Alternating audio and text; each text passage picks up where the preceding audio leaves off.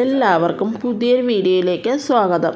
എണ്ണയിലൊന്നും മുക്കി പൊരിക്കാതെ തന്നെ ആവിയിൽ വേവിച്ച് തയ്യാറാക്കിയെടുക്കാവുന്ന നല്ലൊരു പലഹാരത്തിൻ്റെ റെസിപ്പിയായിട്ടാണ് വന്നിട്ടുള്ളത്. 1 കപ്പ് റവ കൊണ്ട് തന്നെ ഈ പലഹാരം തയ്യാറാക്കുന്നത് എങ്ങനെയെന്ന് നോക്കാം. ഈ പലഹാരം തയ്യാറാക്കുന്നതിനായി മാവ് തയ്യാറാക്കാം. ഒരു ബൗളിലേക്ക് 1 കപ്പ് റവയാണ് ചേർത്ത് കൊടുത്തിട്ടുള്ളത്. എടുത്തിട്ടുള്ള റവ വറുത്ത റവ വേണം ഈ ഒരു പലഹാരം തയ്യാറാക്കുന്നതിനായി എടുക്കേണ്ടത്. ചേർത്ത് കൊടുത്ത റവയിലേക്ക് 1/2 കപ്പ് പഞ്ചസാര ചേർത്ത് കൊടുക്കണം. പൊടിക്കാത്ത പഞ്ചസാരയാണ് ചേർത്ത് കൊടുക്കേണ്ടത്. പഞ്ചസാര ചേർത്തതിന് ശേഷം 1/2 കപ്പ് തേങ്ങ ചിരകിയതാണ് ചേർത്ത് കൊടുക്കേണ്ടത്. ഇനി ഇതിലേക്ക് ചേർത്ത് കൊടുക്കേണ്ടത് വേവിച്ച ചോറാണ്. 1/2 കപ്പ് ചോറ് വേവിച്ചതാണ് ഇതിലേക്ക് ചേർത്ത് കൊടുക്കേണ്ടത്. വൈറ്റ് റൈസാണ് ചേർത്ത് കൊടുത്താൽ ഈ പലഹാരത്തിന് നല്ല വൈറ്റ് കളർ കിട്ടും. ഇനി ഇതിലേക്ക് ചേർത്ത് കൊടുക്കേണ്ടത് 2 ഏലക്കയാണ്. ഏലക്ക ചേർത്തതിന് ശേഷം മധുരം ബാലൻസ് ചെയ്യുന്നതിനായി 1/4 ടീസ്പൂൺ ഉപ്പ് ചേർത്ത് കൊടുക്കണം. ഈ മാവൊന്ന് പൊങ്ങി വരുന്നതിന് വേണ്ടി 1/2 ടീസ്പൂൺ ഈസ്റ്റ് ചേർത്ത് കൊടുക്കണം. ഈസ്റ്റ് ചേർത്തതിന് ശേഷം മിക്സിയുടെ ജാറിലേക്ക് ചേർത്ത് കൊടുത്ത് നന്നായി അരച്ചെടുക്കണം. അരച്ചെടുക്കുന്നതിനായി 1/2 കപ്പ് വെള്ളമാണ് ആവശ്യമായി വന്നിട്ടുള്ളത്.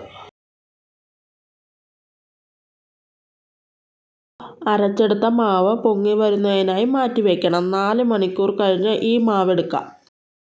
ഒരു പാൻ വെച്ച് പാൻ ചൂടായി വരുമ്പോൾ അതിലേക്ക് 1 ടീസ്പൂൺ നെയ്യ് ചേർത്ത് കൊടുത്ത് നെയ്യ് ചൂടായി വരുമ്പോൾ അതിലേക്ക് 1/4 കപ്പ് ഗ്രേറ്റ് ചെയ്ത ക്യാരറ്റ് ചേർത്ത് കൊടുത്ത് നെയ്യിലൊന്ന് വഴറ്റണം.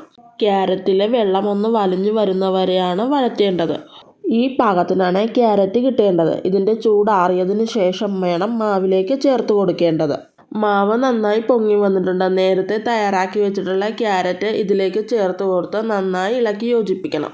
ഈ വീഡിയോ ഇഷ്ടമായെങ്കിൽ ലൈക്ക് ചെയ്യാനും നിങ്ങളുടെ പ്രിയപ്പെട്ടവരുമായി ഈ വീഡിയോ ഷെയർ ചെയ്യാനും ഇനിയും ഇത്തരത്തിലുള്ള ടേസ്റ്റി റെസിപ്പികൾ കാണാൻ ചാനലൊന്ന് സബ് ചെയ്ത് സപ്പോർട്ട് ചെയ്യണേ. മാവ് തയ്യാറായിട്ടുണ്ട്. ഇനി ഇതൊന്ന് വേവിച്ചെടുക്കണം. ഇഡലി പാത്രത്തിലേക്ക് വെള്ളം ഒഴിച്ചു കൊടുത്ത് വെള്ളം തിളച്ച് വന്നതിന് ശേഷം അതിലേക്ക് ഒരു പ്ലേറ്റ് വെച്ചിട്ട് നെയ്യ് തടവിയതിന് ശേഷം മാവ് ഒഴിച്ചു കൊടുത്തതിന് ശേഷം മാവിൻ്റെ പുറം ഭാഗത്തേക്ക് കുറച്ച് ഫ്രൂട്ടി ചേർത്ത് കൊടുത്ത് 10-15 മിനിറ്റ് ആവിയിൽ വേവിച്ചെടുക്കണം. വ്യത്യസ്തമായ റവ കൊണ്ടുള്ള ഈ ഒരു പലഹാരം തയ്യാറാക്കി നോക്കിയിട്ട് നിങ്ങളുടെ അഭിപ്രായങ്ങൾ കമൻറ്റ് ബോക്സിൽ രേഖപ്പെടുത്തുവാൻ മറക്കരുത്.